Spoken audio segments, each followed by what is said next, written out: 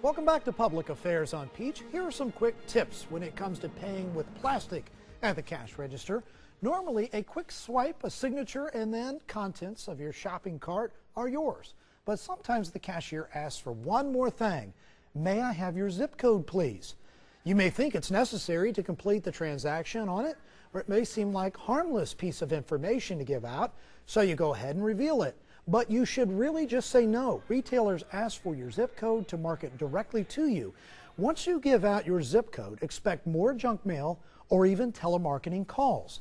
Now, some stores gather zip codes for reasons like trying to figure out where to open a new location based on where their customers live. But the overall trend is for companies to use the data to find out more about you and market directly to you. So when you swipe a credit card at the cash register, the merchant receives your name, card number, and expiration date, but little else.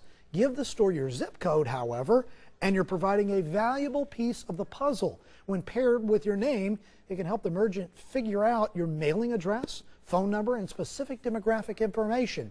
That's when the store can send your catalog or even sell your profile to a data broker.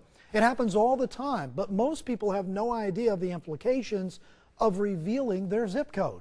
2 states have now declared that the practice violates their privacy laws, Massachusetts and California. The Supreme Judicial Court of Massachusetts ruled that a zip code amounts to personal identification information. The Massachusetts ruling followed a complaint brought against Michael's retail stores by a customer who said she received marketing materials from the craft store chain after employees asked her to provide her zip code during purchases. Now, the California Supreme Court from 2011 involved a Williams-Sonoma customer who alleged the company used her zip code to locate her home address. It's not mandatory to provide a zip code when asked by a clerk in a brick-and-mortar store, folks. But be aware that there are times when a credit card issuer sometimes asks for your zip code information, such as American Express, for example. They may prompt you to key in your zip code at some stores for security purposes. That information is not kept by the merchant and not used for marketing.